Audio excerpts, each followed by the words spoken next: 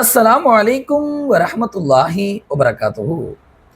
இன்னைக்கு நம்முடைய சொந்த பந்தங்களில், நட்பு வட்டாரங்களில் யாராவது ஒருத்தவங்க மூத்தாயிட்டாங்கன்னு சொன்னால், உடனே சொந்த பந்தங்கள் ஜனாசாவுடைய பொறுப்பை நான் ஏற்றுக்கிறேன், அதற்கு என்னென்ன செலவுலாம் ஆகுதோ அதை நான் பார்த்துக்கிறேன் என்றெல்லாம் சொல்லுவாங்க. ஆனால் அவங்க ஹயாத்தாக இருக்கும்போது, அவங்க கஷ்டத்தில் இருக்கும்போது ஏதாவது உதவி பண்ணாங்களா அப்படின்னு சொல்லிட்டு நம்ம பார்த்தோம்னு சொன்னால் நிச்சயமாக இருக்காது.